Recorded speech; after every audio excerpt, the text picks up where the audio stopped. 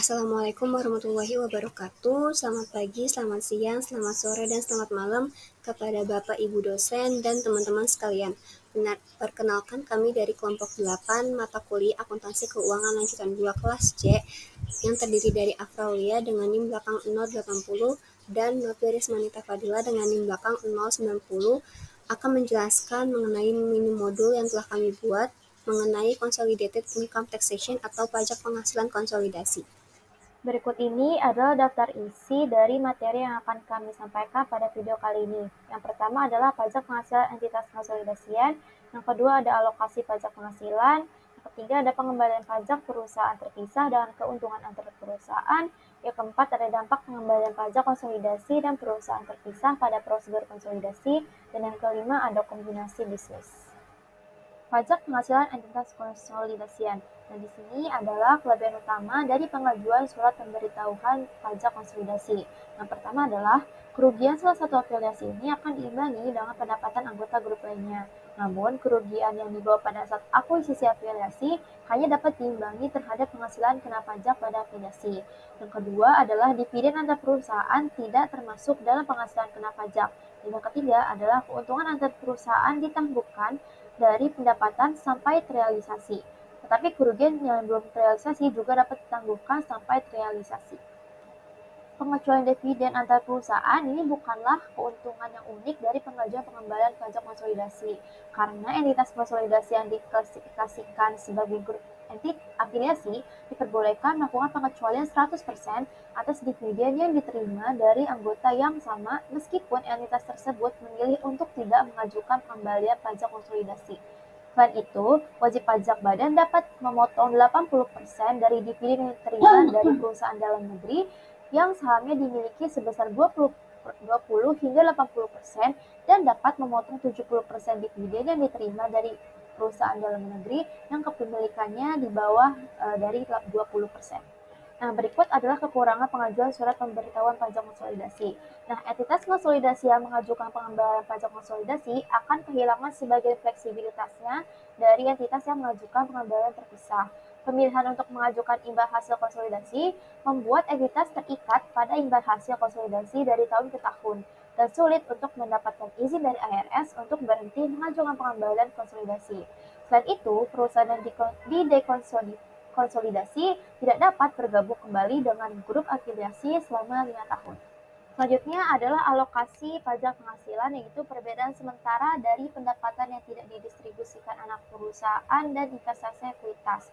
Nah, berdasarkan GAAP sebelumnya, entitas induk atau investor dapat menghindari anggapan umum bahwa seluruh pendapatan yang tidak dibagikan akan dialihkan kepada induk dengan menunjukkan penghasilan yang tidak dibagikan anak perusahaan tersebut telah diinvestasikan tanpa batas waktu.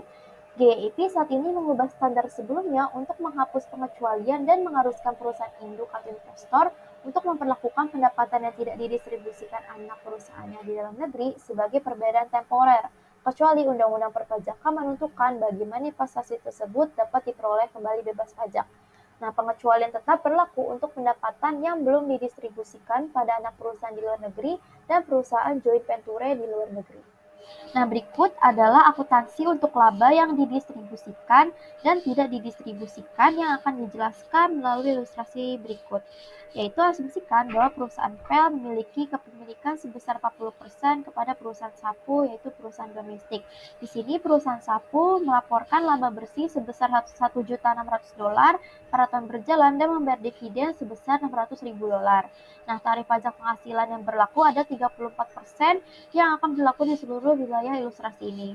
Nah, berikut adalah bagian dari perusahaan PEL dari laba milik perusahaan sapu yang didistribusikan dan tidak didistribusikan. Nah, bagian dari pendapatan yang didistribusikan atau dividen adalah sebesar 600.000 dikali kepemilikan sebesar 40%, hasilnya adalah $240.000. Kemudian bagian dari pendapatan yang tidak didistribusikan yaitu kenaikan laba ditahan atau selisih dari $1.600.000 dikurang $600.000 yaitu $1 juta dikali dengan kepemilikan 40% dengan jumlah $400.000.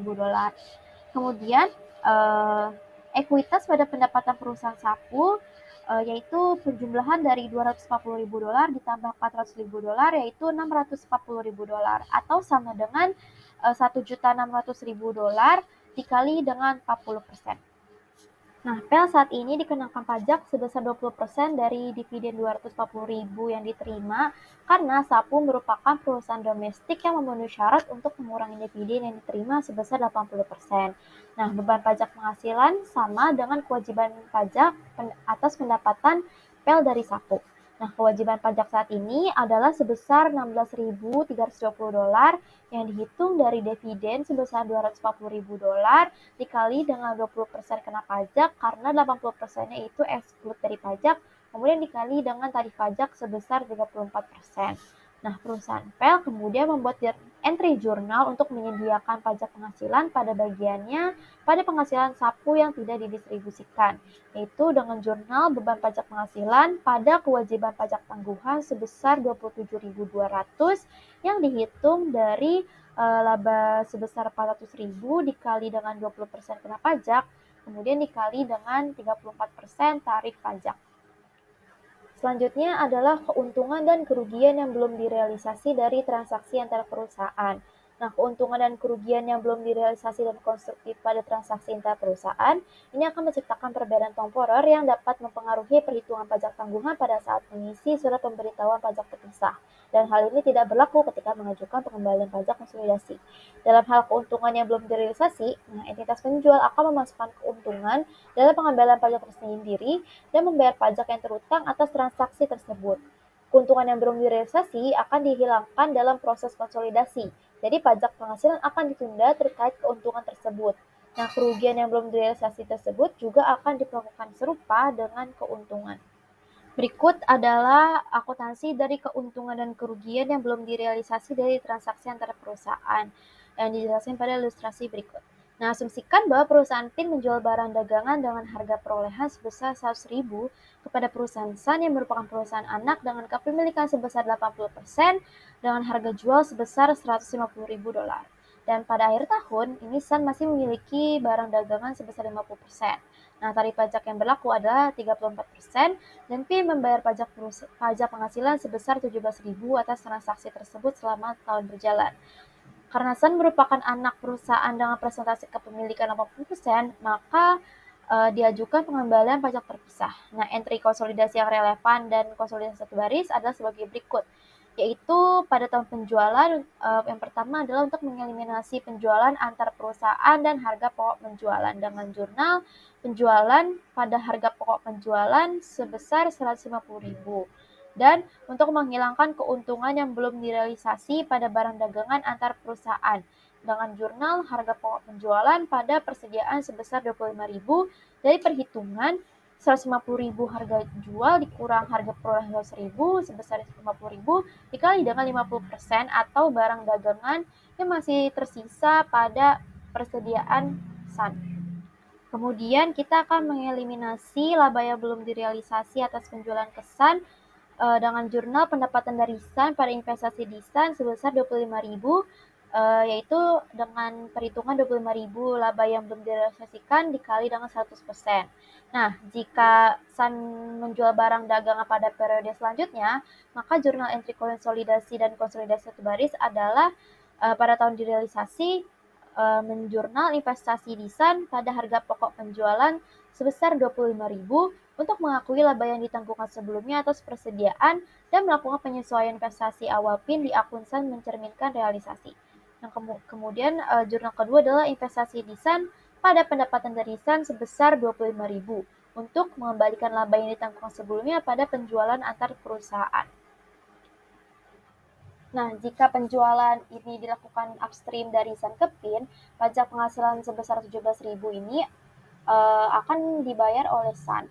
Namun SAN akan menunjukkan 8.500 yaitu 25.000 dikali 34% sebagai tanggungan aset pajak dan bukan sebagai beban pajak penghasilan tahun berjalan. Nah, entry kertas kerja konsolidasi akan menghilangkan laba antara perusahaan pada tahun penjualan sebesar 25.000, jumlah yang sama seperti pada tahun penjualan downstream. Nah, bagian kepentingan non-pengendali atau non-control interest pada tahun penjualan akan berkurang sebesar 5.000 atau 25.000 keuntungan yang belum terrealisasi dikali 20%, dan jumlah entry konsolidasi satu baris akan menghilangkan dampak laba yang belum direalisasi pada pembukaan PIN sebesar $20.000, yaitu $25.000 dikali 80% daripada $25.000 seperti pada contoh downstream. Nah, berikutnya adalah pengambilan pajak perusahaan terpisah dengan keuntungan antar perusahaan yang akan dijelaskan melalui ilustrasi. Nah, asumsikan perusahaan PAL membayar sebesar $375.000 kas untuk 75% kepemilikan di perusahaan SAL pada 1 Januari 2018. Pada saat ekuitas SAL terdiri dari 300.000 modal saham dan 200.000 modal laba ditahan. Pada saat PAL memperoleh saham SAN, PAL memiliki kewajiban pajak tangguhan sebesar $10.200 yang terdiri dari selisih pajak dan depresiasi buku sebesar $30.000 yang kebalikannya sama sebesar $7.500 selama tahun 2019 hingga 2022. Pada 8 Januari 2018, PAL menjual peralatan kesal dengan keuntungan sebesar $20.000. Perusahaan SAL menyusutkan peralatan tersebut dengan basis garis lurus selama 5 tahun. Nah, berikut adalah komparasi laba ditahan untuk tahun 2018. Nah, penjualan pada PAL yaitu sebesar $380.000, SAL $300.000. Kemudian pada PAL terdapat keuntungan dari penjualan peralatan sebesar $20.000 dan keuntungan dari SAL sebesar $23.600. Nah, kemudian ada harga pokok penjualan pada PAL sebesar $200.000 dan pada SAL $180.000.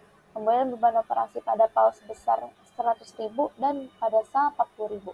Ada beban pajak penghasilan sebesar $31.253 pada PAL dan di SAL sebesar $27.200. Sehingga laba bersih PAL sebesar $92.347, sedangkan pada SAL sebesar $52.800. Kemudian akan ditambah saldo awal laba ditahan pada PAL sebesar $357.653 dan pada SAL sebesar $200.000. Kemudian dikurang dividen pada PAL sebesar $50.000 dan pada SAL dikurang $28.000. Maka laba ditahan pada 31 Desember pada PAL sebesar $400.000 dan pada SAL sebesar $224.800.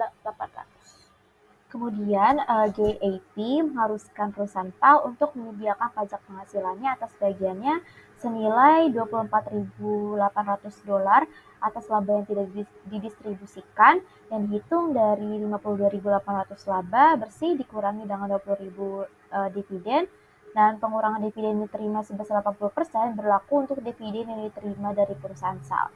Diasumsikan tarif pajak penghasilan dasar sebesar 35% untuk PAL dan SAL.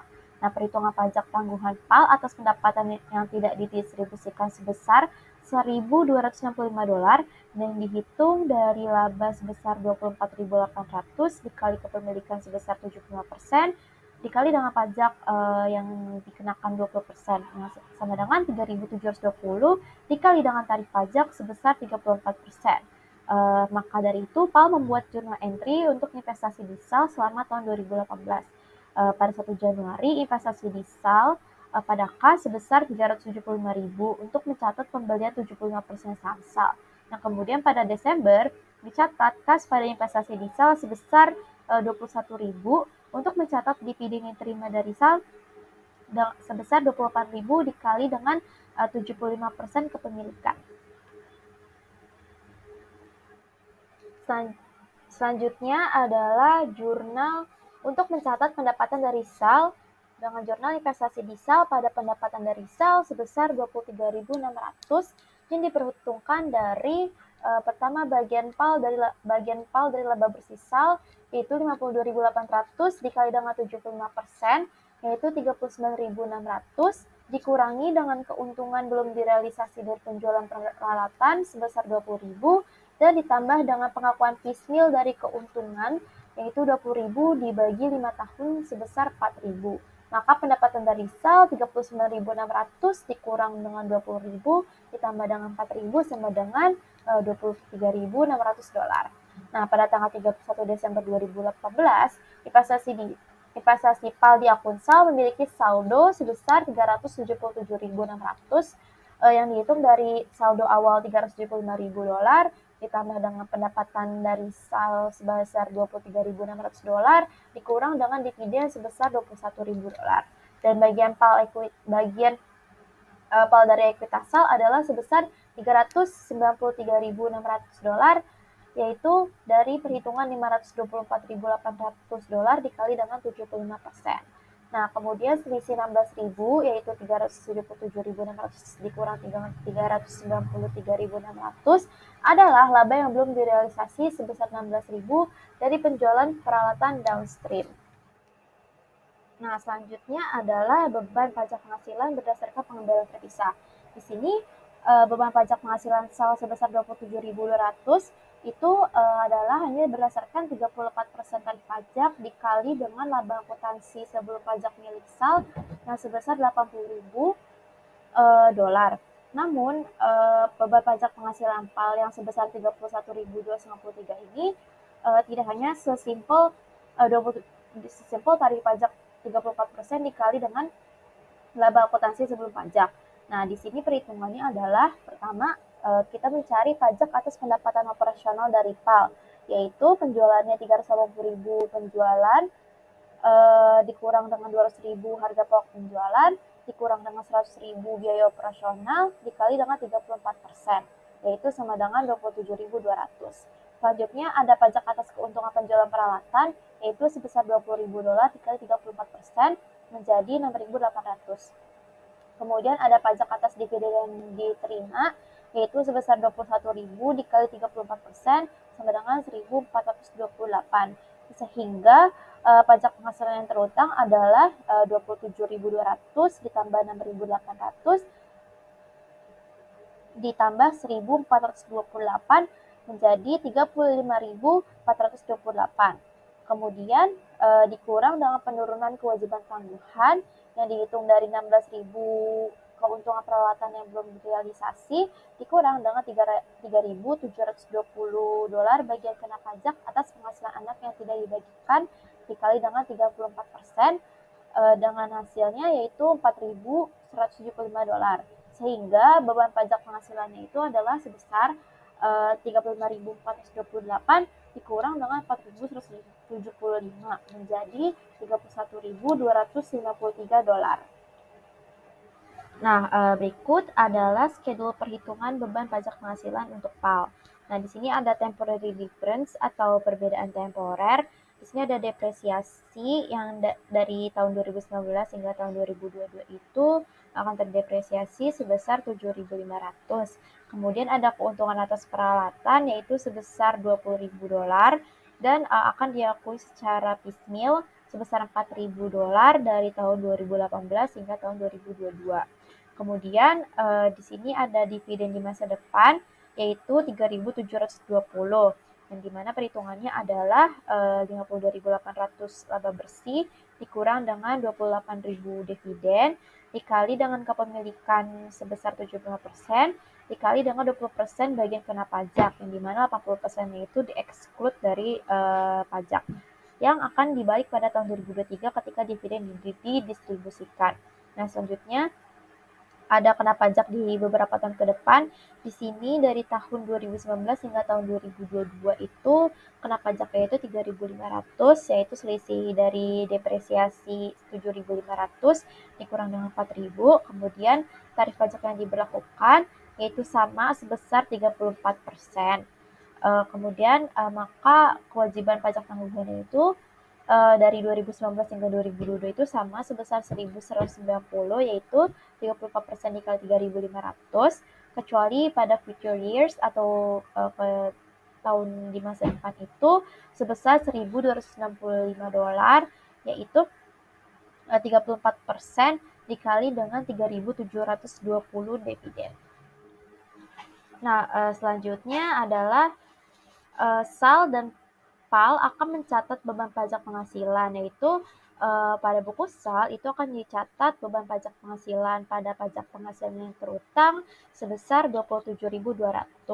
Kemudian PAL akan mencatat beban pajak penghasilan sebesar 31.253 dan kewajiban pajak tanggungan sebesar 4.175 pada pajak penghasilan yang terutang sebesar 35.428 dolar. Nah, selanjutnya untuk membuat work paper, kita akan membuat jurnal penyesuaian dan eliminasi. Yang pertama adalah kita akan mengeliminasi keuntungan yang belum direalisasi dari penjualan peralatan, yaitu dengan jurnal keuntungan penjualan peralatan pada peralatan sebesar 20.000. Dan yang selanjutnya adalah eliminasi beban depresiasi dan akumulasi depresiasi peralatan selama 5 tahun dengan jurnal akumulasi depresiasi pada beban depresiasi sebesar 4.000 dari perhitungan peralatannya 20.000 dibagi 5 tahun menjadi 4.000 per tahun. Selanjutnya, kita akan menyesuaikan dan mengeliminasi pendapatan dan dividen perusahaan induk yang didapatkan dari perusahaan anak, yaitu dengan jurnal pendapatan dari SAL sebesar 23.600, pada dividen sebesar 21.000, dan investasi di SAL sebesar 2.600. Nah, dividen dari perusahaan anak ini dihitung dari 28.000 dikali dengan 75%, yaitu sebesar 21.000. Selanjutnya, kita akan mengeliminasi resiprokal, ekuitas perusahaan anak, yaitu laba ditahan dan saham biasa, serta investasi di perusahaan anak dengan jurnal laba ditahan pada SAL sebesar 200.000, modal saham pada SAL sebesar 300.000, pada NCI sebesar 125.000, dan investasi di SAL sebesar 375.000. Selanjutnya, kita akan menyesuaikan dan eliminasi pendapatan dan dividen pihak non pengendali dari perusahaan anak dengan jurnal NCI Share sebesar 13.200, pada dividen sebesar 7.000, dan NCI sebesar 6.200. Terakhir, kita akan mengeliminasi keuntungan yang belum direalisasi dari penjualan peralatan intan perusahaan di tahun 2017 dengan jurnal investasi di SAL sebesar 16.000, akumulasi depresiasi sebesar 8.000, pada peralatan sebesar 20.000, dan beban depresiasi sebesar 4.000. Nah, investasi di SAL ini akan terus berkurang dan akumulasi depresiasi akan terus bertambah seiring dengan pengakuan beban depresiasi peralatan tiap tahunnya yang sebesar 4.000. Dampak pengembalian pajak konsolidasi dan perusahaan terpisah pada prosedur konsolidasi. Pengembalian pajak konsolidasi yang diajukan perusahaan akan dialokasikan ke masing-masing perusahaan, baik itu perusahaan induk ataupun perusahaan anak atau subsidiari. Perusahaan anak atau subsidiari yang mengajukan pengembalian pajak itu harus mengungkapkan kewajiban pajak penghasilan kini dan tangguhannya, serta beban pajak lainnya yang disebabkan adanya transaksi afiliasi pada laporan keuangan secara terpisah. Nah, metode pengalokasian pajak konsolidasi ini harus diungkapkan oleh perusahaan, walaupun dalam GIP itu metodenya itu tidak dikhususkan satu untuk mengalokasikan pajak ini, tetapi ada beberapa metode yang bisa digunakan untuk mengalokasi pajak konsolidasian ini, yang terdiri dari metode pengembalian terpisah, di mana masing-masing perusahaan anak menghitung pajak penghasilan dengan pengembalian yang terpisah. Yang kedua, metode perjanjian, di mana beban pajak dialokasikan berdasarkan kesepakatan dan perjanjian antara perusahaan induk dan perusahaan anak. Yang ketiga, dengan ada atau tidaknya metode, di mana ketentuan pajak penghasilan dihitung dengan dan tanpa adanya pendapatan sebelum pajak perusahaan anak. Beban pajak penghasilan perusahaan anak adalah selisihnya. Dan yang terakhir itu adalah metode alokasi berdasarkan persentase, di mana beban pajak penghasilan konsolidasi dialokasikan kepada perusahaan anak berdasarkan persentase penghasilan sebelum pajak. Nah, di sini ada ilustrasi yang membandingkan prosedur konsolidasi dalam mengalokasi pengembalian pajak konsolidasi dengan pengembalian pajak yang terpisah gitu. Perbandingan ini juga diikuti dengan adanya transaksi upstream dan juga downstream. Nah, ilustrasi ini sebagai berikut. POM mengakuisisi 80% saham beredar milik SAM pada 1 Januari 2020 dengan harga 464.000. Saat itu ekuitas SAM terdiri dari modal saham sebesar 350.000 dan laba ditahan 150.000. Dengan begitu, POM memiliki goodwill dari akuisisi saham SAM sebesar 80.000, itu dari 464.000 dibagi 80%, lalu dikurangi dengan ekuitasnya si SAM ya sebesar 500.000 rupiah. Lalu goodwill ini tidak akan diamortisasi. Dan terdapat informasi-informasi lain terkait dengan kasus ini. Yang pertama, tarif pajak penghasilan pada semua tahun itu sebesar 34%. Yang kedua, POM dan SAN adalah grup afiliasi yang berhak atas pengecualian dividen 100%. Yang ketiga, SAM membagi dan membayar dividen sebesar 15.000 selama tahun 2020. Dan yang terakhir itu terdapat penjualan intraperusahaan sebesar 50.000, di mana 15.000-nya merupakan keuntungan yang belum terrealisasi di tahun 2020. Kemudian ada informasi tambahan mengenai pendapatan sebelum pajak pada masing-masing perusahaan, di mana perusahaan POM memiliki penjualan 950.000, HPP 530.000, dan beban-beban lainnya 275.000, sehingga pendapatan sebelum pajak perusahaan POM itu 155.000. Sedangkan di perusahaan SAM itu penjualannya 535.000, HPP 360.000, dan beban-beban 130.000, sehingga pendapatan sebelum pajak perusahaan SAM sebesar 55. Pembahasan dari ilustrasi sebelumnya dengan jenis transaksi downstream, di mana perusahaan POM melakukan penjualan kepada perusahaan SAM untuk pengembalian pajak konsolidasi. Diketahui bahwa pendapatan sebelum pajak POM itu kan sebesar 155.000, pendapatan sebelum pajak SAM itu 55.000. Nah, kita perlu menjumlahkan kedua pendapatan tersebut, lalu mengurangi dengan keuntungan yang belum terrealisasi akibat adanya transaksi intraafiliasi sebesar 15.000. Dan diketahui bahwa pendapatan sebelum pajak konsolidasi itu sebesar 195.000. Kemudian kita langsung mengalihkan saja dengan tarif pajak penghasilan yang telah ditetapkan, yaitu sebesar 34%, sehingga menghasilkan beban pajak penghasilan konsolidasi sebesar 66.300. Lalu untuk alokasi beban kewajiban pajak penghasilan konsolidasi ke masing-masing perusahaannya itu bisa diketahui dengan sebagai berikut. Untuk perusahaan POM itu, kita perlu mengurangi pendapatan sebelum pajaknya dengan keuntungan yang belum terrealisasi, karena itu merupakan jenis transaksi downstream. Dan keuntungan itu yang belum terrealisasi itu harus diakui oleh si PAM.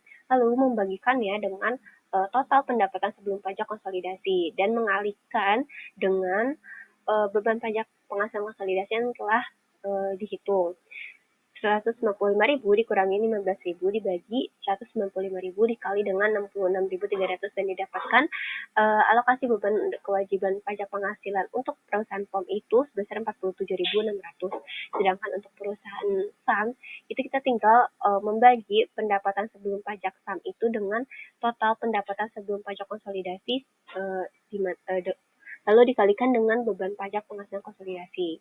55.000 dibagi 195.000 dikali 66.300, dan dihasilkan beban kewajiban pajak penghasilan untuk perusahaan SAM itu 18.000. Karena sudah dilakukannya alokasi pajak penghasilan ke masing-masing perusahaan, maka perusahaan-perusahaan tersebut itu perlu untuk melakukan pencatatan tersendiri, di mana untuk perusahaan POM itu pencatatannya sebagai berikut. Beban pajak penghasilan pada kewajiban pajak penghasilan kini sebesar 47.600. Setelah adanya pajak penghasilan ini, maka pendapatan POM itu berkurang menjadi 107.200.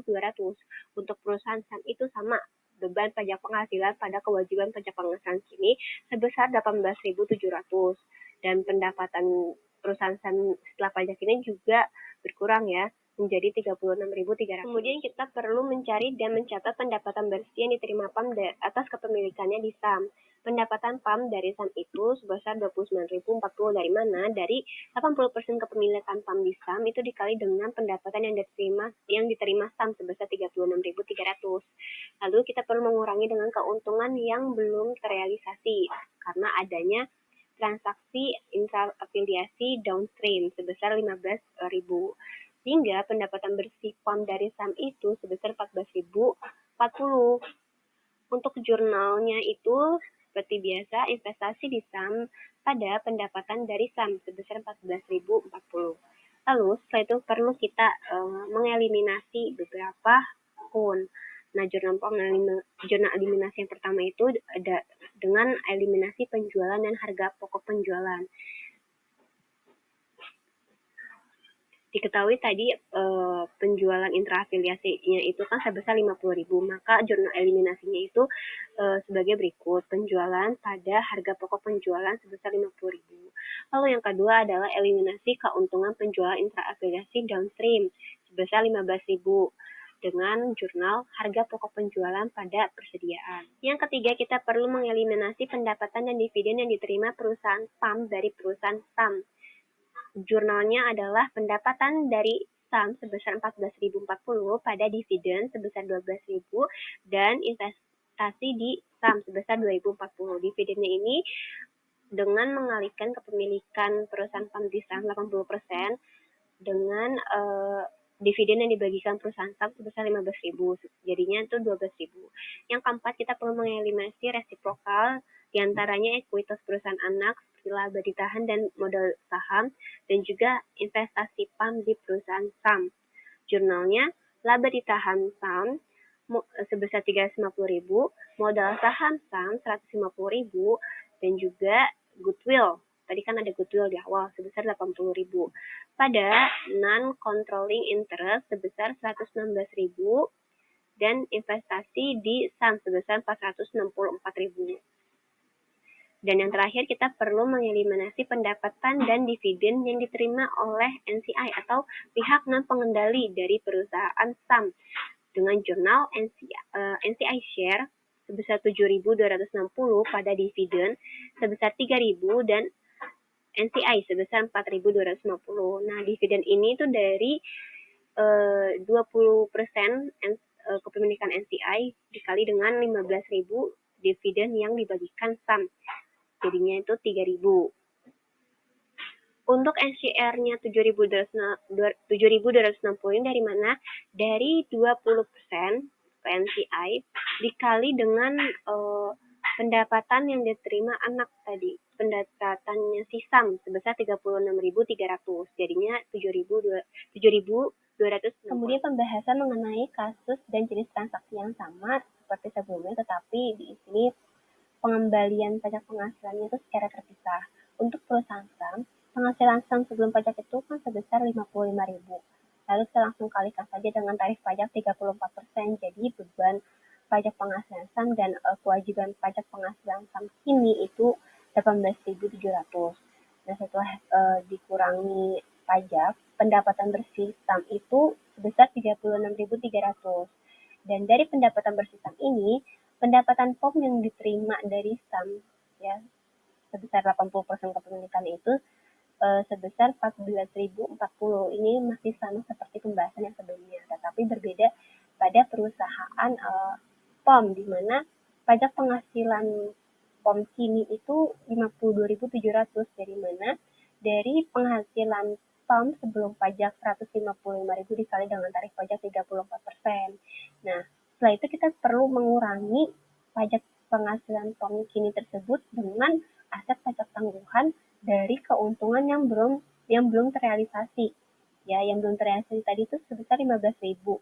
Kita kalikan juga dengan tarif pajaknya sebesar 34%. Jadi kantongan tersebut kita pajakin juga sebesar menghasilkan aset pajak tangguhan sebesar 5.100. Nah, ini akan menjadi pengurang pajak penghasilan sehingga beban pajak penghasilan POM itu 47.600. Sekilas tidak ada yang berbeda dengan pembahasan sebelumnya tadi, tapi ini ternyata ada yang berbeda. Untuk beban pajak penghasilan POM dan SAM jika digabungkan 47.600 ditambah 18.700 itu kan sama dengan 66.300. Itu merupakan beban pajak penghasilan konsolidasi.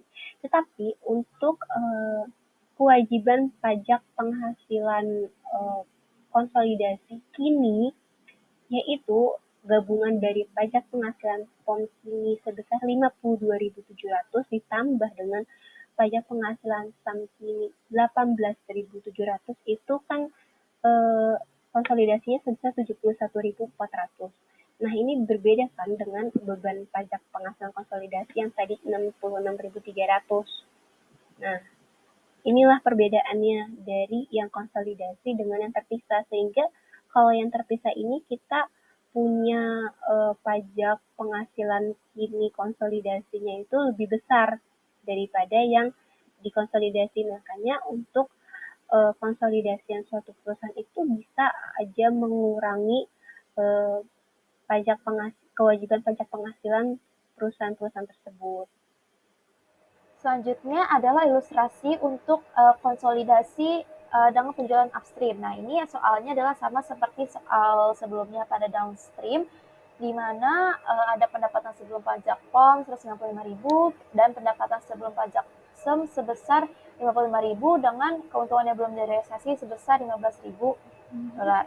Nah, di sini yang berbeda adalah karena di upstream alokasi beban kewajiban pajaknya itu akan berbeda. Di sini untuk perusahaan parent yaitu POM, dia tidak akan mengurangi keuntungan yang belum direalisasi. Jadi untuk alokasinya itu hanya pendapatan sebelum pajak plus 155.000 dibagi dengan pendapatan sebelum pajak sebesar 155.000 dikali dengan beban pajaknya 66.300, sehingga alokasi untuk POM adalah sebesar 52.700.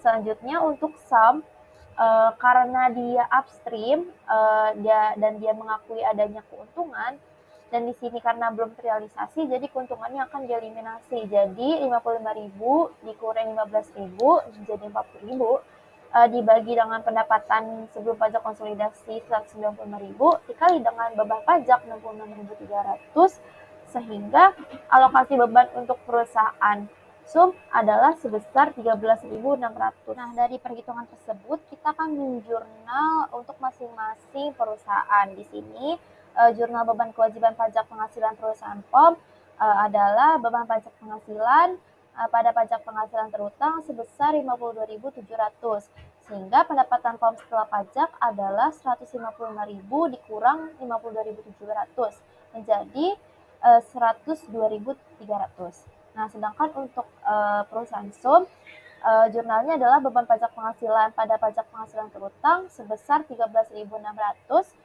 sehingga pendapatan POM setelah pajak adalah 31.400 dari pengurangan pendapatan sebelum pajak 55.000 dikurang dengan beban pajak sebesar 13.600. Nah, selanjutnya kita akan menghitung pendapatan bersih POM dari perusahaan SOP. Jadi kita hitung dari pendapatan POM dari SOP itu, tadi kan laba bersihnya itu adalah 41.400 dikali dengan kepemilikan sebesar 80%, sehingga pendapatannya itu 33.120. Kemudian dikurangi dengan keuntungan yang belum direalisasi sebesar 15.000 dikali 80%, karena dia itu upstream sehingga tidak diakui seluruhnya. Jadi keuntungan yang hanya menjadi pengurangan adalah sebesar 12.000.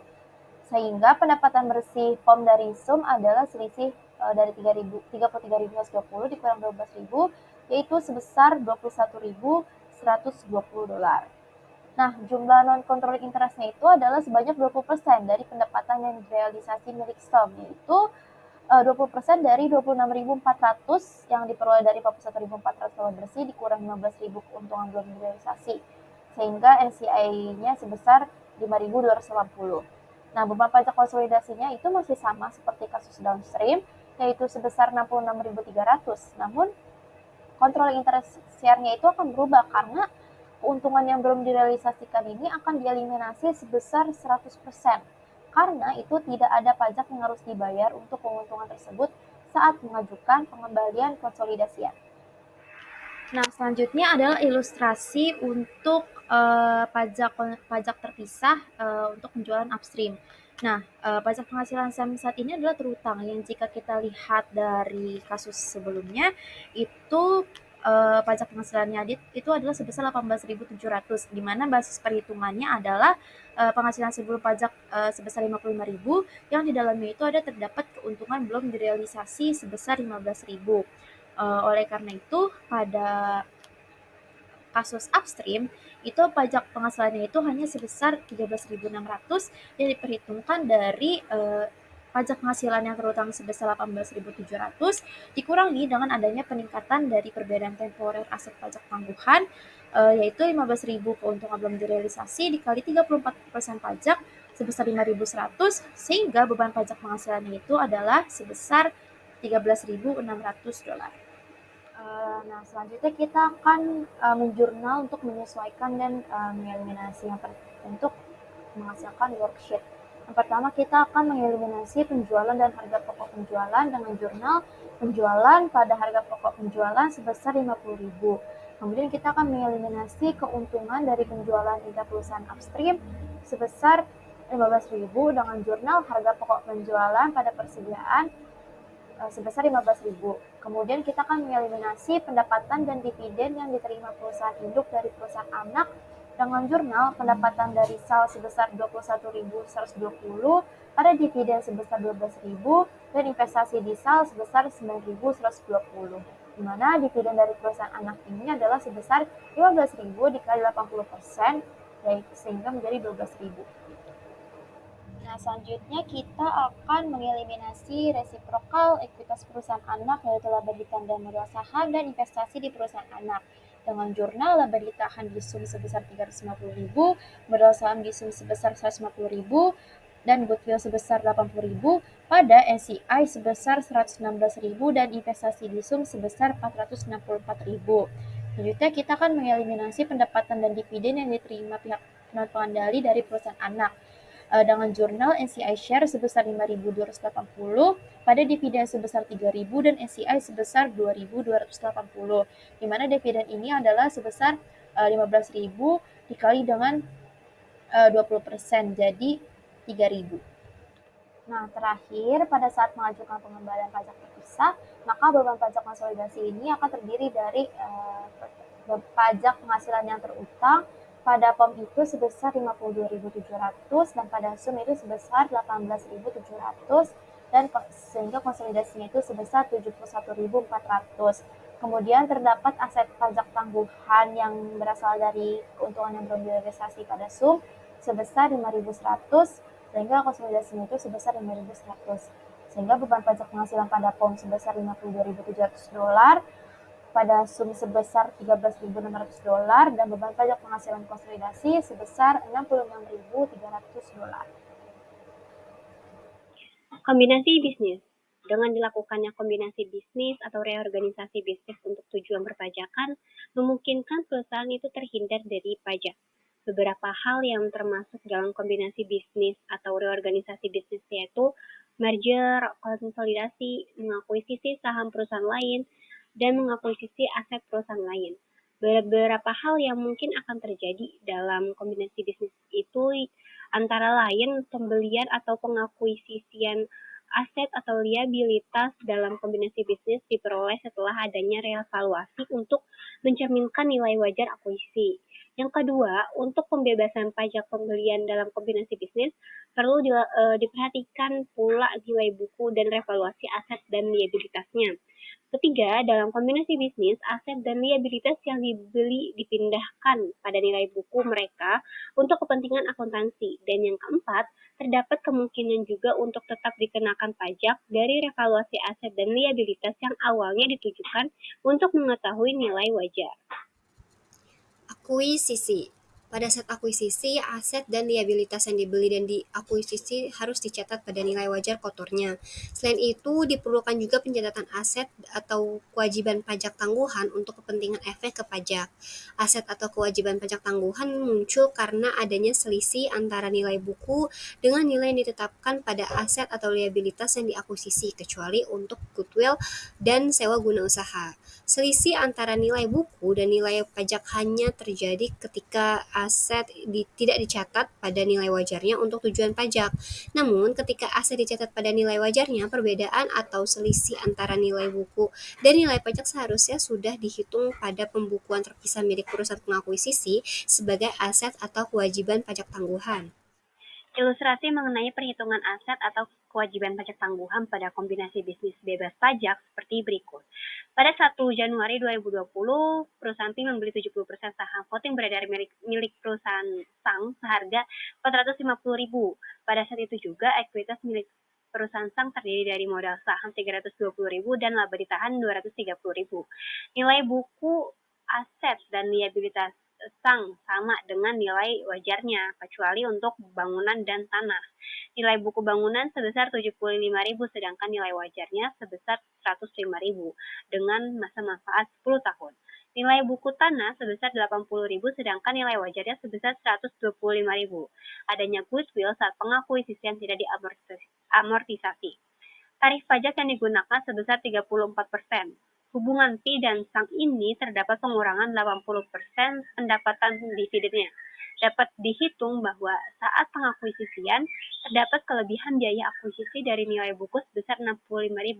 Didapat dari biaya akuisisi 450.000 dikurangi dengan ekuitas Sang 550.000 yang dikali terlebih dahulu dengan 70% kepemilikan perusahaan Pi di perusahaan Sang. Pembahasan mengenai ilustrasi sebelumnya. Diketahui bahwa sebelumnya ada aset milik perusahaan Sang itu yang tidak sama nilai buku dan nilai wajarnya. Untuk aset bangunan, nilai bukunya itu sebesar 75.000, sedangkan nilai wajarnya sebesar 105.000. Dengan begitu ada selisih sebesar 30.000.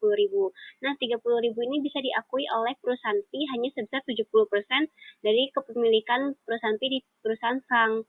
Jadinya 70% kali 30.000 itu 21.000. Untuk aset tanah, nilai bukunya itu 80.000 sedangkan nilai wajarnya itu 125.000. Sehingga ada perbedaan sebesar 45.000. Ini sama dengan bangunan dikalikan dengan 70% kepemilikan Pi. Dihasilkan 31.500.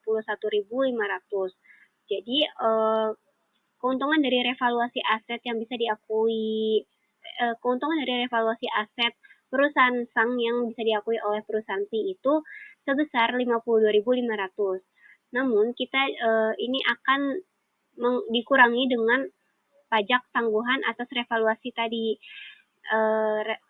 Keuntungan dari revaluasi aset tadi itu dikalikan dengan tarif pajak. Jadi kita pajaki keuntungan dari revaluasi aset tersebut. Tarif pajaknya 34%, jadi 52.500 dikali 34% jadinya 17.850.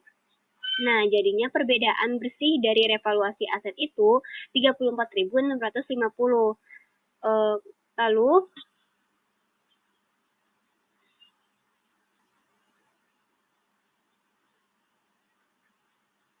dikarenakan tadi ada kelebihan biaya dari nilai buku yang di ilustrasi sebelumnya itu sebesar 65.000, maka terdapat goodwill nih sebesar 30.350 dari mana? Dari pengurangan kelebihan biaya tersebut dengan perbedaan bersih dari revaluasi aset. Nah, kalau di kupas satu-satu, pajak tangguhan untuk revaluasi aset tanah itu sebesar 10.710 dari mana? Dari 31.500 dikali dengan 34%. Sedangkan untuk pajak tangguhan revaluasi bangunan itu sebesar 7.110 dari 21.000 dikali dengan 34%.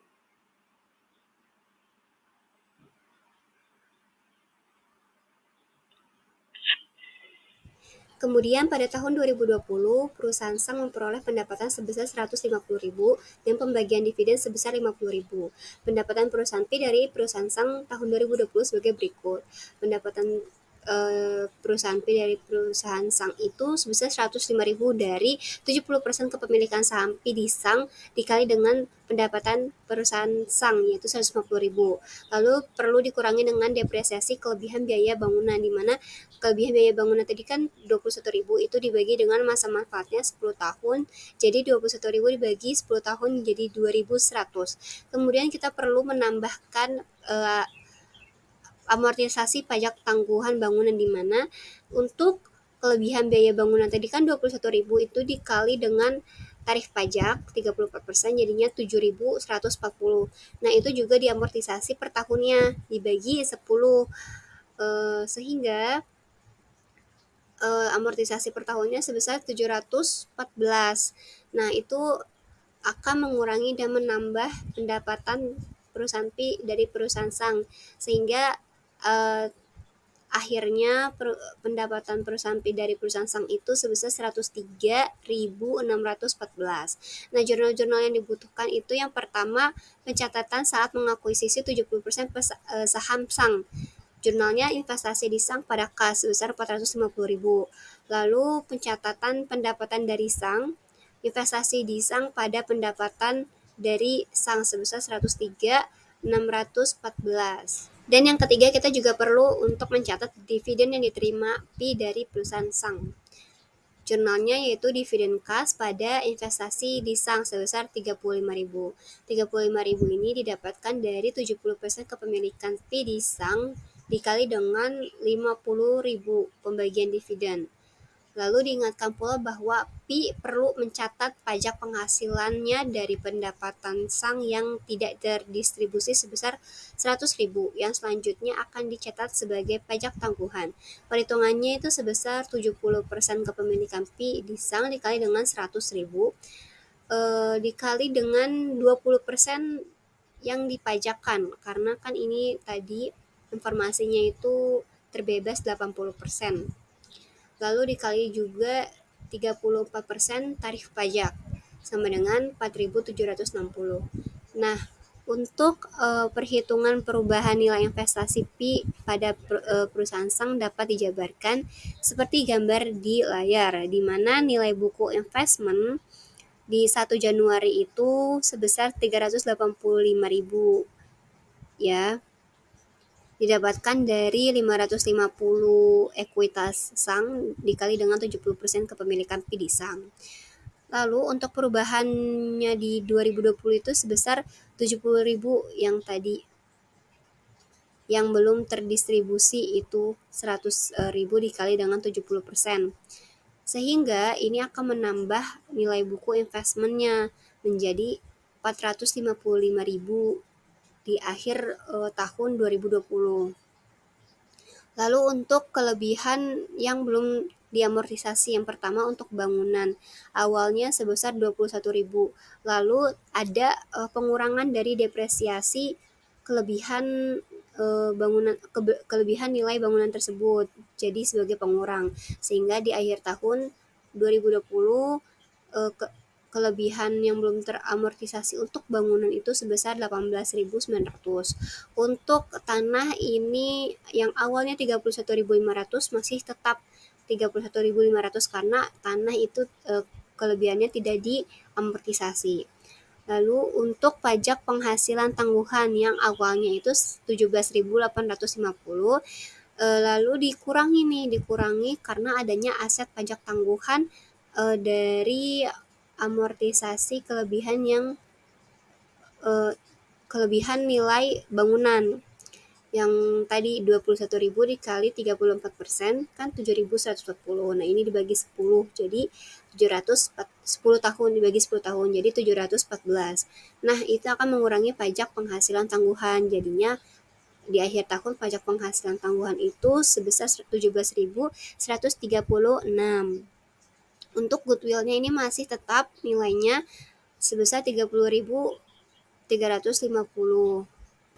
Sehingga total saldo investasinya juga mengalami perubahan yang awalnya sebesar 450.000, lalu ada perubahan di 2020 sebesar 68.614 sehingga menjadi 518.614 di akhir tahun 2020. Soal pilihan ganda. Pada tahun 2020, perusahaan PAM yang mempunyai 75% kepemilikan konsolidasi di perusahaan Swan menerima dividen sebesar 925.000 dari perusahaan Swan. Berapa jumlah pendapatan dividen yang harus dimasukkan perusahaan PAM dalam pengembalian pajak konsolidasi tahun 2020? A. 0, B. 647.500, C. 663.750, dan D. 740.000. Jawabannya yaitu A. Kenapa? Karena perusahaan PAM itu mempunyai 75% kepemilikan saham dan terkonsolidasi dengan perusahaan Swan. Sehingga semua pendapatan dividen yang diterima dari perusahaan Swan itu dikecualikan 100% dari pengembalian pajak konsolidasi tahun 2020. Soal kedua, pada tahun 2020, perusahaan Fish yang mempunyai hanya 30% kepemilikan saham di perusahaan Smurf serta tidak terkonsolidasi.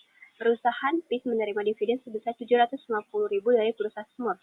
Berapa jumlah pendapatan dividen yang harus dimasukkan perusahaan Fish dalam pengembalian pajak konsolidasi di tahun 2020? A. 225.000, B. 150.000, C. 45.000, dan D. 0. Jawabannya yaitu 150.000. Kenapa? Karena perusahaan Fish ini hanya memiliki saham 30% dan tidak terkonsolidasi di perusahaan Smurf. Nah, dengan begitu perusahaan PIS hanya bisa memasukkan tuh 20% pendapatan dividennya karena perusahaan PIS itu mendapatkan pengecualian 80% penerimaan dividen. Sehingga 20% ini dikali dengan 750 sama dengan 150.000. Soal 3. Berdasarkan soal 2, jika tarif pajak penghasilan untuk kedua perusahaan tersebut sebesar 30%, maka berapa jumlah kewajiban pajak penghasilan kini dari pendapatan dividen yang harus dibayar oleh perusahaan PIS? A. 67.500, B. 45.000, C. 13.500, D. 0. Jawabannya adalah B. 45.500.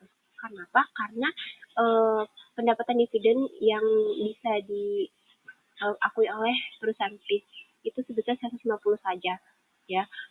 Lalu 150.000 ini langsung dikalikan saja dengan 30%, sehingga menghasilkan kewajiban pajak penghasilan kini sebesar 45.000. Soal keempat, berdasarkan soal 2 dan soal 3, apabila pada tahun 2020 perusahaan Smurf memperoleh pendapatan bersih sebesar 4.500.000, berapa beban pajak penghasilan dan kewajiban pajak penghasilan tangguhan yang perlu dicatat oleh perusahaan PIS dari pendapatan yang tidak terdistribusi? A. 405.000, B. 180.000, C. 81.000, D. 36.000. Jawabannya adalah 36.000. Kenapa? Karena diketahui bahwa di soal sebelumnya itu perusahaan PIS menerima dividen sebesar 750.000 dari perusahaan Smurf, sehingga dapat diketahui perusahaan Smurf itu membayar dividen ke seluruh pemegang sahamnya itu sebesar 2.500.000. Karena 750.000 itu dibagi dengan 30% kepemilikan perusahaan PIS saja. Lalu dengan demikian pendapatan perusahaan Smurf yang tidak terdistribusi adalah sebesar 2 juta. Dari mana? Dari 4.500.000 dikurangi 2.500.000. Setelah itu 2 juta ini dikalikan dengan kepemilikan saham perusahaan PIS di perusahaan Smurf 30%, lalu dikalikan juga dengan 20%, itu adalah pendapatan dividen yang bisa diakui oleh perusahaan PIS, dan juga dikalikan dengan tarif pajak sebesar 30%. Sehingga beban pajak dan kewajiban pajak tangguhannya itu sebesar 36.000. Soal kelima, perusahaan Spear mengakui 80% saham perusahaan Sani dengan tujuan reorganisasi bebas pajak. Akuisisi tersebut termasuk bangunan perusahaan Sani yang memiliki masa manfaat 8 tahun dan memiliki nilai buku sebesar 5.500, tetapi nilai wajarnya itu sebesar 7.350. Tarif pajak efektif yang digunakan yaitu sebesar 30%. Berapa beban depresiasi dan kelebihan nilai bangunan tersebut tiap tahunnya? A. 555.000, B. 231.500, C. 185.000, D. 55.500. Jawabannya yaitu C. 185.000.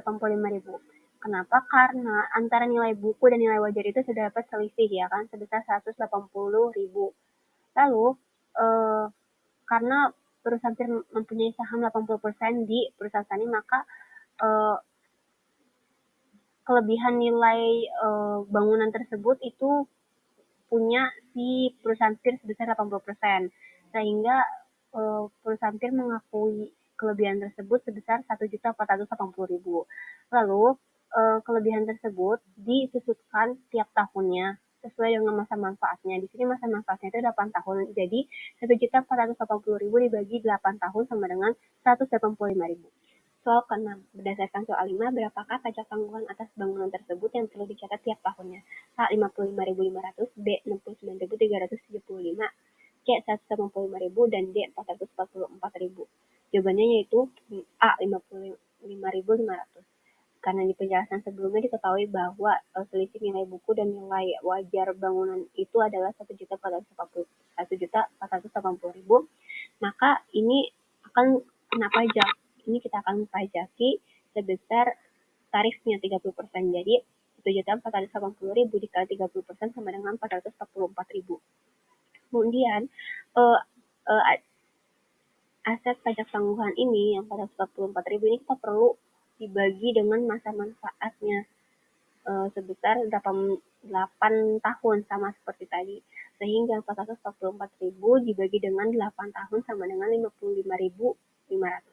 Soal ke-7. Perusahaan PAN memiliki kepemilikan saham di perusahaan PLUS sebesar 85% di tahun 2019.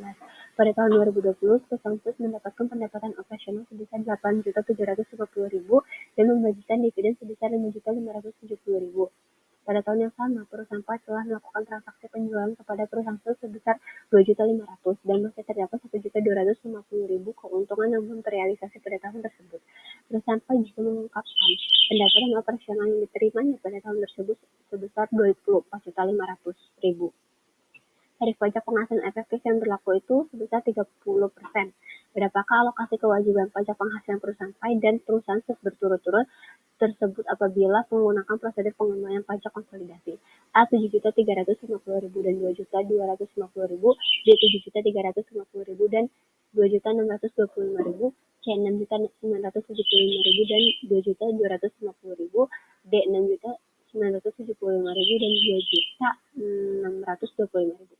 Jawabannya adalah D. 6.975.000 dan 2.625.000. Penjelasannya, pendapatan operasional gabungan kedua perusahaan tersebut itu sebesar 33.250.000. Kita tinggal menjumlahkan pendapatan operasional keduanya. Lalu itu pendapatan tersebut itu harus dikurangi dengan keuntungan yang belum terrealisasi sebesar 1.250.000. Sehingga pendapatan operasional bersih gabungan perusahaan tersebut sebesar 32.000.000. Untuk mendapatkan beban pajak penghasilan itu kita tinggal mengalihkan 32.000.000 dengan tarif pajaknya 30%, sehingga mendapatkan beban pajak penghasilan konsolidasi sebesar 9.600.000. Lalu untuk alokasinya itu, untuk perusahaan PAI, pendapatannya sebesar 24.500.000 itu kita perlu kurangin dengan keuntungan yang belum terrealisasi 1.250.000 karena ini merupakan transaksi downstream ya. Lalu kita bagi dengan 32 juta ribu itu.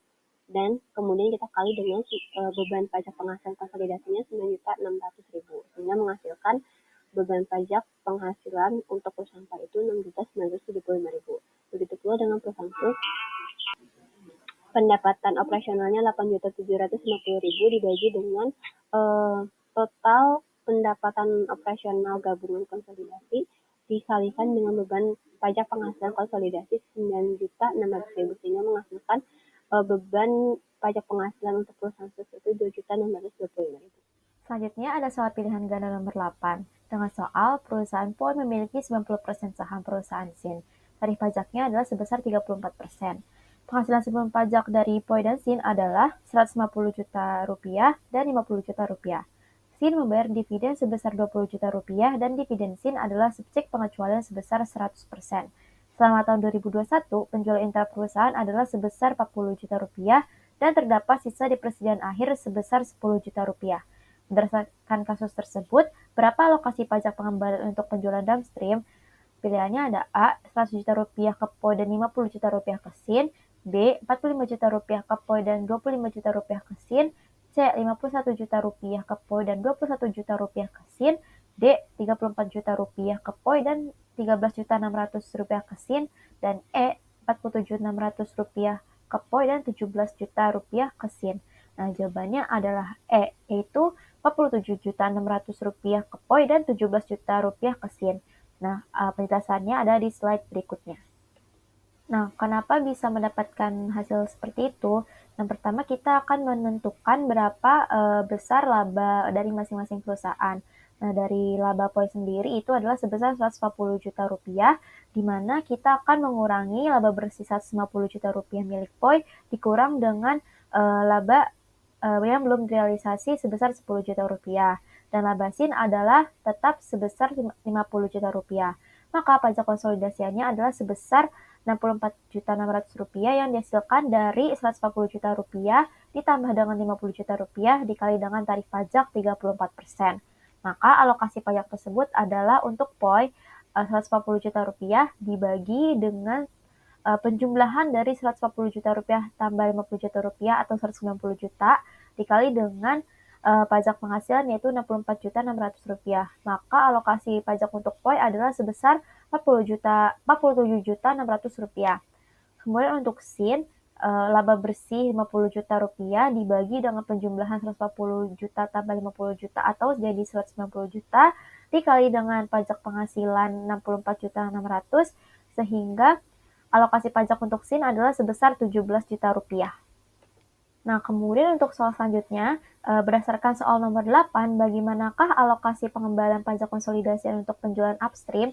Pilihannya ada A. 55 juta rupiah ke POI dan 12.500.000 ke SIN, B. 51 juta rupiah ke POI dan 17 juta rupiah ke SIN, C. 51 juta rupiah ke POI dan 13.600.000 ke SIN, D. 47 juta 600 rupiah ke POI dan 13 juta 600 rupiah ke SIN, dan E. 40 juta rupiah ke POI dan 17 juta rupiah ke SIN.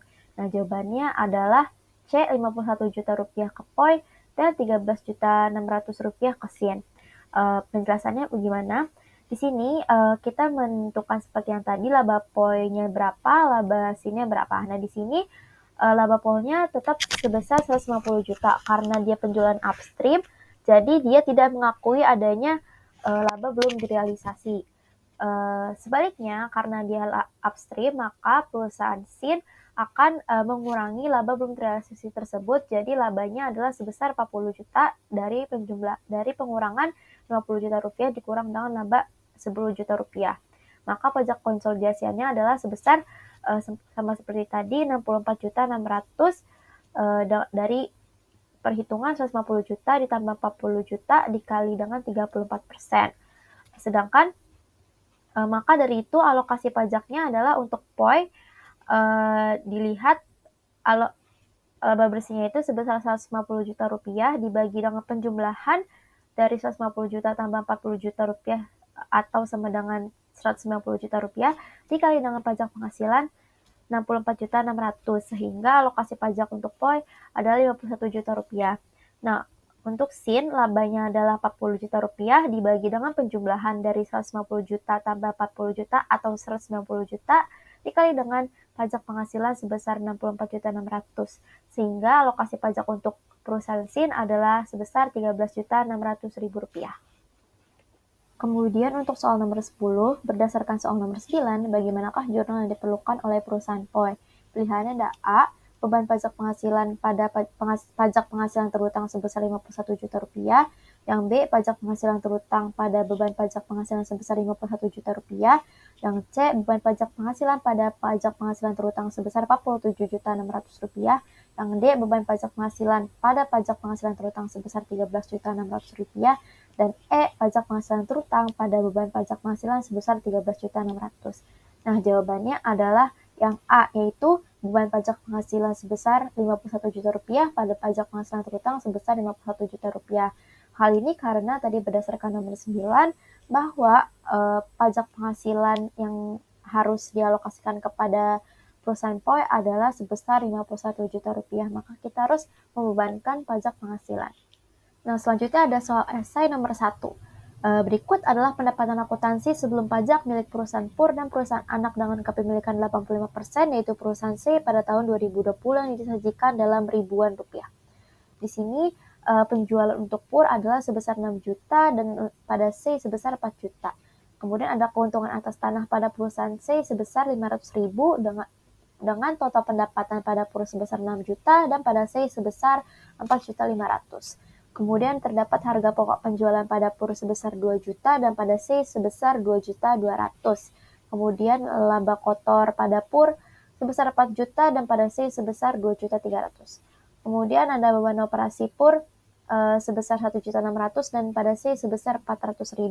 Sehingga didapatkan pendapatan akuntansi sebelum pajak pada PUR sebesar 3.600.000 dan pada C sebesar 1.900.000. Nah, adapun tarif pajak yang berlaku adalah sebesar 34%. Transaksi intra perusahaannya adalah keuntungan atas tanah yang dijual kepada PUR dan pada akhir tahun tanah tersebut belum terjual. C. Membayar dividen kepada PUR sebesar 200.000 dengan pengurangan penerimaan dividen sebesar 80%. Nah, tentukanlah pajak penghasilan yang terutang saat ini dan beban pajak penghasilan untuk PUR dan C. Nah, berikut adalah jawaban dari soal esai nomor 1. Di sini kita akan mencari pajak atas pendapatan operasi dari masing-masing perusahaan. Yang pertama tadi kita mencari dari perusahaan PUR. Tadi perusahaan PUR memiliki pendapatan akuntansi sebelum pajak sebesar 3.600.000, maka kita akan kalikan dengan tarif pajak yang berlaku yaitu 34% sehingga didapat pajak atas pendapatan operasi pada PUR sebesar 1.224.000. Kemudian untuk C, tadi kita mendapatkan pendapatan atas pendapatan akuntansi sebelum pajak sebesar Rp1.900.000, kita kalikan dengan tarif pajak sebesar 34%, maka kita mendapatkan pajak atas pendapatan operasi perusahaan C sebesar Rp646.000. Selanjutnya kita akan mencatat pajak atas penerimaan dividen di perusahaan PUR. Di sini C membayar dividen sebesar Rp200.000 dengan kita kalikan dengan kepemilikan PUR pada C sebesar 85%. Kita kalikan 20% karena hanya 20% yang akan terkena pajak dan 80%-nya itu dikeluarkan dari perkenaan pajak. Kemudian kita kalikan juga dengan tarif pajak sebesar 34%, sehingga pajak atas penerimaan dividen untuk perusahaan PUR adalah sebesar 11.560.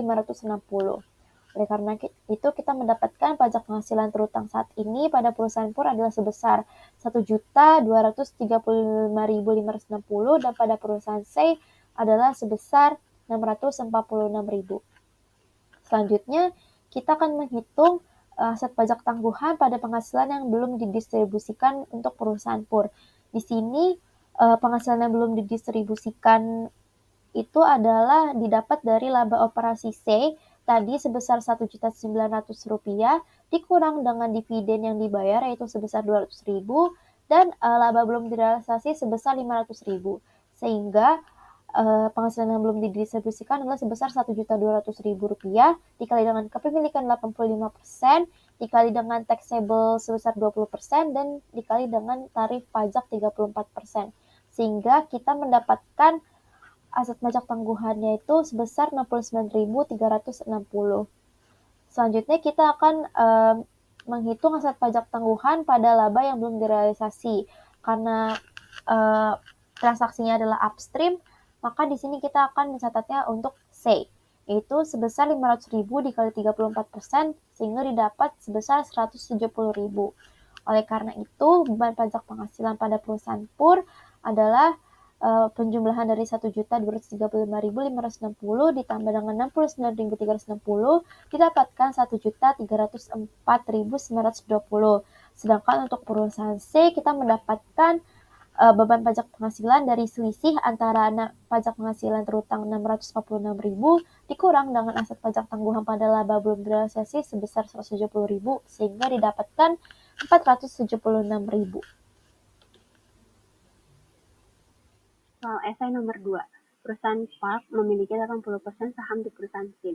Selama setahun, perusahaan PARK menjual 219.000 barang dagang kepada perusahaan SIN dengan harga 352.000. Pada akhir tahun, persediaan barang dagang perusahaan SIN yang dibeli dari perusahaan PARK tersedia masih 75%. Pada awal tahun, perusahaan PARK mempunyai kewajiban pajak tangguhan sebesar Rp175.600. Tarif pajak penghasilan yang digunakan sebesar 30%. Buatlah jurnal yang berkaitan dengan pengakuan pajak penghasilan dari keuntungan yang belum terrealisasikan dan berapakah jumlah kewajiban pajak tangguhan perusahaan PARK pada akhir tahun. Untuk keuntungan yang seharusnya diterima perusahaan PARK itu adalah Rp137.000. Tapi dikarenakan masih ada 75% barang dagang di perusahaan SIN, maka keuntungan yang belum terrealisasikan itu sebesar Rp102.750. Nah, ini kita akan kenakan tarif pajak sebesar 30% dan menghasilkan sebesar 30.825. Nah, ini akan menjadi pengurang dari kewajiban pajak tangguhan yang sebelumnya itu sudah dimiliki oleh perusahaan PARK di awal tahun. Untuk jurnalnya yaitu kewajiban pajak tangguhan pada beban pajak tangguhan sebesar 30.825. Dikarenakan 30.825 ini akan mengurangi kewajiban pajak tangguhan perusahaan PARK, maka kewajiban pajak tangguhannya itu 175.600 dikurangi dengan 30.825.000, sehingga kewajiban pajak tangguhan akhir tahun sebesar 144.775. Soal esai nomor 3. Perusahaan Pio mengakuisisi 85% saham di perusahaan SO pada awal tahun 2019, termasuk aset berupa mesin yang memiliki nilai buku sebesar Rp120.000 dengan nilai wajar Rp150.000, serta memiliki masa manfaat yang tersisa selama 5 tahun lagi. Pada akhir tahun 2019, perusahaan SO memiliki pendapatan sebesar Rp195.000. Tarif pajak penghasilan yang digunakan yaitu sebesar 30%. Hitunglah pendapatan perusahaan P dari perusahaan SO, serta buatkan jurnal yang terkait untuk tahun tersebut. Untuk perbedaan dari nilai revaluasi, itu nilai wajar dikurangi dengan nilai buku, 150.000 dikurangi dengan 120.000, sehingga menghasilkan 30.000. Keuntungan yang diperoleh perusahaan P dari revaluasi tersebut itu tinggal kalikan saja dengan kepemilikan perusahaan P di perusahaan SO 85%, sehingga menghasilkan 25.500. Untuk pajak tangguhan yang ditanggung oleh perusahaan P dari keuntungan revaluasi tersebut, kita tinggal kalikan saja keuntungan yang diperoleh perusahaan P dari revaluasi dengan 30% tarif pajaknya, menghasilkan 7.650. Lalu untuk menghitung pendapatan P dari SO, itu pendapatan 85% pendapatan dari SO itu sebesar 165.750.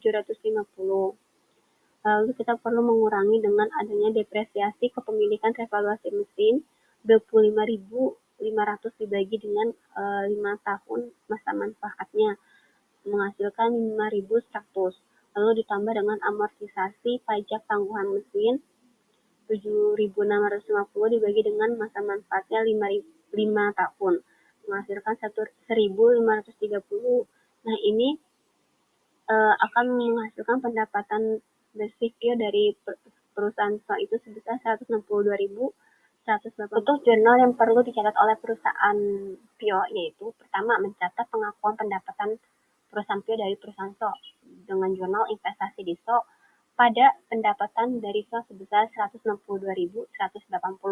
Yang kedua, perlu mencatat ada depresiasi dari kelebihan nilai bangunan yang direvaluasi dengan jurnal beban depresiasi mesin pada akumulasi depresiasi mesin sebesar 5.100. Yang ketiga itu mencatat pajak tangguhan dari revaluasi mesin sebesar dengan jurnal pajak tangguhan revaluasi mesin pada beban pajak penghasilan mesin sebesar 1.530. Selanjutnya adalah study case, di mana soalnya adalah berikut adalah penghasilan kena pajak untuk perusahaan PEN dan perusahaan SIL, perusahaan anak dan kepemilikan 80% pada tahun 2020 yang disajikan dalam ribuan. Di sini terlihat bahwa penjualan pada PEN adalah sebesar 150.000 dan pada perusahaan SIL sebesar 90.000. Di sini dividen diterima perusahaan PEN adalah sebesar 16.000. Sehingga kita akan mendapatkan total pendapatan untuk perusahaan PEN sebesar 166.000 dan perusahaan SIL sebesar 90.000. Kemudian harga pokok penjualan untuk perusahaan PEN adalah sebesar 75.000 dan untuk perusahaan SIL adalah 30.000 dan beban operasi pada perusahaan PEN adalah sebesar 15.000 dan perusahaan SIL sebesar 8.000. Sehingga total pengurangan untuk perusahaan PEN adalah 90.000 dan perusahaan SIL sebesar 38.000. Sehingga dari sini didapat bahwa penghasilan kena pajak perusahaan PEN adalah sebesar 76.000, dari selisih dari 166.000 dikurang 90.000, dan penghasilan kena pajak perusahaan SIL sebesar 52.000, selisih dari total pendapatan 90.000 dikurang dengan 38.000. Nilai wajar dan nilai buku ekuitas SIL sama pada saat diakuisisi PEN pada 31 Desember 2019. SIL membayar dividen sebesar 20 juta pada tahun 2020 dan PEN menjual barang dagang kepada SIL dengan harga jual sebesar 80 juta selama tahun 2020 dan terdapat sisa 5 juta rupiah laba yang belum terrealisasi dari penjualan pada akhir tahun. Tarif pajak yang berlaku adalah 34% dan PEN berhak mendapatkan pengurangan penerimaan dividen kena pajak sebesar 80%. Perintahnya adalah buatlah kertas kerja laba rugi konsolidasi untuk perusahaan PEN dan perusahaan anak untuk tahun 2020. Nah, sebelum kita membuat laporan laba rugi konsolidasi, di sini kita akan mencari berapa pajak penghasilan yang terutang dan beban pajak penghasilan untuk masing-masing perusahaan. Di sini dapat dilihat pajak atas pendapatan operasi untuk perusahaan PEN itu tadi kita kan sudah mendapatkan penghasilan sebelum kena pajak sebesar 76.000 dikali dengan tarif pajak sebesar 34%, sehingga didapatkan sebesar 25.840. Kemudian untuk perusahaan SIL kita mendapatkan penghasilan sebelum pajak sebesar 52.000 dikali dengan tarif pajak sebesar 34%, sehingga pajak atas pendapatan operasi SIL adalah sebesar 17.680. Kemudian kita akan mencari pajak atas penerimaan dividen untuk perusahaan PEN. Di sini SIL membayar dividen sebesar 20 juta atau 20.000 dikali dengan kepemilikan sebesar 80%, dikali dengan taxable sebesar 20% karena mendapatkan berhak untuk mengeluarkan 80% dividen kena pajak, kemudian dikali dengan tarif pajak sebesar 34%, sehingga didapatkan pajak atas penerimaan dividen di perusahaan PEN adalah sebesar 1.088. Di sini dapat dilihat bahwa pajak penghasilan terutang untuk perusahaan PEN adalah sebesar 26.928 dan untuk perusahaan SIL adalah sebesar 17.680. Kemudian kita akan mencari aset pajak tangguhan pada penghasilan yang belum didistribusikan. Di sini penghasilan yang belum didistribusikan itu didapat dari laba operasi SIL, yaitu sebesar 52.000 dikurang dengan dividen yang dibayar sebesar 20.000, sehingga laba yang belum didistribusikan adalah sebesar 32.000. Kemudian 32.000 tersebut kita kalikan dengan kepemilikan sebesar 80%, dikali dengan taxable sebesar 20% dan tax rate-nya sebesar 34%, sehingga dihasilkan aset pajak tangguhannya sebesar 1.741. Kemudian kita mencari aset pajak tangguhan untuk laba yang belum direalisasi. Tadi terdapat sisa sebesar 5 juta atau 5.000 pada perusahaan PEN. Kemudian kita kalikan dengan tarif pajak sebesar 34%, sehingga didapat aset pajak tangguhannya adalah sebesar 1.700.000 atau 1.700. Nah, di sini beban pajak penghasilannya untuk perusahaan PEN adalah sebesar 26.969 yang didapat dari pajak penghasilan terutang 26.928 ditambah dengan 1.741 dan dikurang dengan aset pajak tangguhan untuk laba belum direalisasi sebesar 1.700. Kemudian beban pajak penghasilan untuk perusahaan SIL adalah sebesar 17.680. Selanjutnya adalah kita mencari laba bersih konsolidasi. Di sini masih harus berhubungan dengan kertas kerja laba bersih konsolidasi yang akan dijelaskan pada slide selanjutnya. Tapi di sini kita dapat melihat bahwa laba bersih SIL adalah sebesar 27.456 didapat dari laba bersih PEN sebesar 34.320 dikali dengan 80%. Kemudian kita akan mengurangi laba belum direalisasi dari penjualan barang dagang sebesar 5.000. Selanjutnya kita akan mendapatkan laba dari SIL yang basis ekuitas ini sebesar 22.456 atau selisih dari 27.456 dengan 5.000. Kemudian kita akan mengurangi laba dari SIL dengan basis ekuitas ini dengan pendapatan SIL dengan basis biaya atau dividen, yaitu sebesar 16.000. Sehingga kita akan mendapatkan perbedaan metode biaya ekuitas sebesar 6.456, yaitu selisih dari 22.456 dengan 16.000. Kemudian perbedaan metode biaya ini kita akan tambahkan dengan laba bersih PEN yang didapat yang akan dijelaskan di slide setelahnya sebesar 49.031, sehingga kita akan mendapatkan laba bersih pengendali sebesar 55.487. Nah, berikut adalah kertas kerja konsolidasi parsial atau laporan laba rugi untuk perusahaan PEN dan perusahaan anak atau perusahaan SIL untuk tahun berakhir 31 Desember 2020. Di sini dapat dilihat bahwa penjualan perusahaan PEN adalah sebesar 150.000 dan penjualan pada perusahaan SIL sebesar 90.000. Kemudian perusahaan PEN menerima dividen dari SIL sebesar 16.000. Ada harga pokok penjualan pada perusahaan PEN sebesar 75.000 dan pada perusahaan SIL sebesar 30.000. Kemudian ada beban operasi pada perusahaan PEN sebesar 15.000 dan pada perusahaan SIL sebesar 8.000. Di sini kita juga harus mengurangi beban pajak penghasilan yang pada slide sebelumnya sudah dihitung, di mana perusahaan PEN adalah sebesar 26.969 dan perusahaan SIL sebesar 17.680. Sehingga kita akan mendapatkan CA share atau laba bagian pengendali sebesar 49.031 untuk perusahaan PEN dan 34.320 untuk perusahaan SIL. Nah, kemudian di sini kita harus melakukan penyesuaian dan eliminasi untuk menghasilkan laporan laba rugi konsolidasi. Di sini kita harus mengeliminasi transaksi intraperusahaan yang terjadi yaitu sebesar 80.000. Di sini jurnalnya adalah penjualan sebesar 80.000 dan harga pokok penjualan sebesar 80.000. Kemudian kita juga harus menghapus laba yang belum direalisasi sebesar 5.000. Nah, di sini harga pokok penjualan sebesar 5.000 dengan kredit saling hapusnya itu terdapat pada akun persediaan atau inventory. Selanjutnya kita juga harus menghapus dividen yaitu transaksi intraperusahaan sebesar 16.000. Di sini akun kredit saling hapusnya itu juga terdapat pada bagian dividen di bagian bawah dari kertas kerja konsolidasi.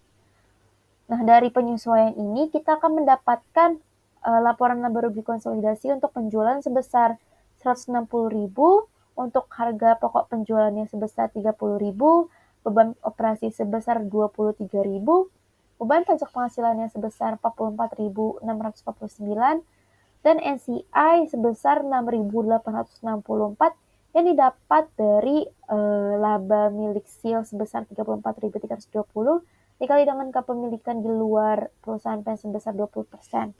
Sehingga kita akan mendapatkan laba bersih konsolidasi sebesar 55.487 yang sesuai dan balance dengan perhitungan laba bersih konsolidasi yang dihitung pada slide sebelumnya. Terima kasih atas perhatiannya. Semoga apa yang kami jelaskan dapat memberikan manfaat. Mohon maaf juga jika terdapat kesalahan dan kekeliruan dalam penjelasan materi kami. Wassalamualaikum warahmatullahi wabarakatuh.